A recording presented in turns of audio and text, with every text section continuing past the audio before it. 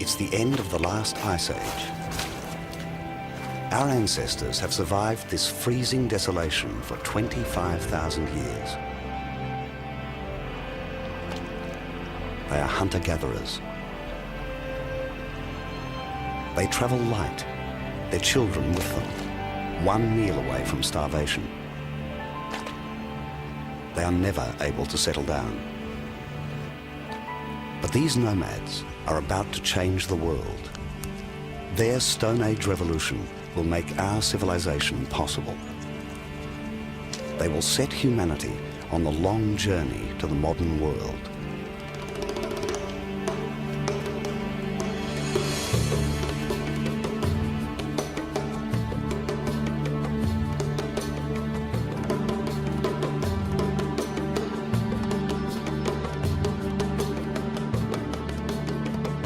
Around 15,000 years ago, the climate began to change. The glaciers melted, and with water, the world came back to life. One of the best places for humans to live now was an area of the Middle East we call the Fertile Crescent, from Israel to Iraq. The hills were dotted with trees, which spread quickly as the weather improved. The open woodlands were like a garden, supporting a new range of edible plants. Animals flourished on the uplands and fertile plains. It was a hunter-gatherer's paradise.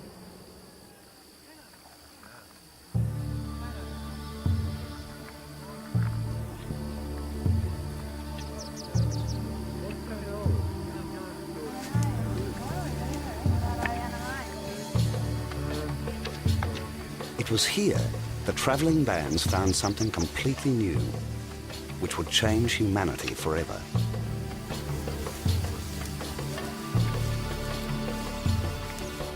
They discovered a huge family of plants, the grasses. It was a vast supply of grain.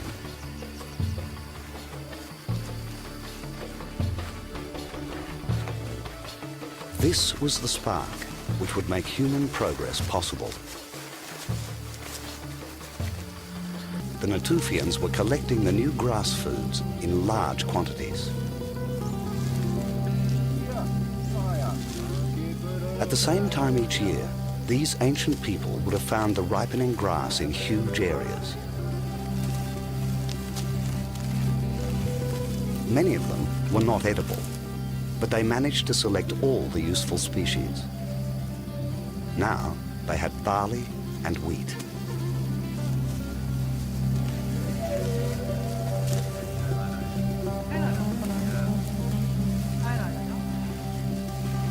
But they were travellers, working together in small family groups. They had to carry everything they harvested.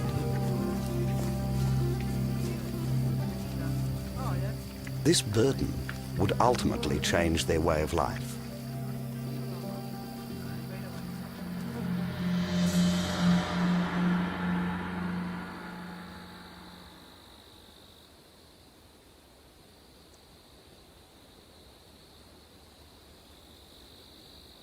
Today, the land of the Natufians is drier and hotter.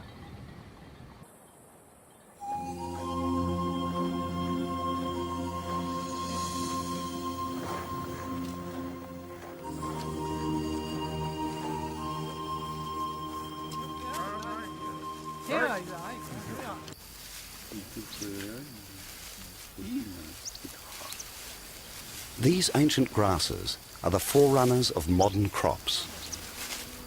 The grains discovered by the Natufians still feed more than half the world's population today. Of all the things they ate, grain was unique in one vital way. It did not decay. Keep it dry, and it lasts for decades. For the first time, they had food they could rely on for long periods of time. Now, They needed to store their grain. There was a reason to stay in one place.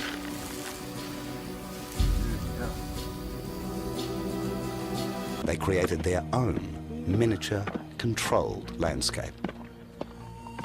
They dug the ground. They took their own precious food stocks and sacrificed them for the future. This simple act was the beginning of a new way of life. It would ultimately transform the face of the earth. They were the world's first farmers.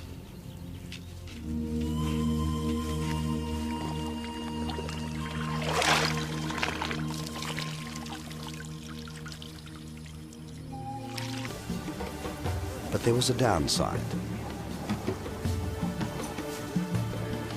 Crops had become a very serious and time-consuming business. A relentless chain of production, from harvesting to winnowing and grinding. It was very labor-intensive. Life was a lot less carefree. But the community itself was not large and estimated to be between 25 to 50 people.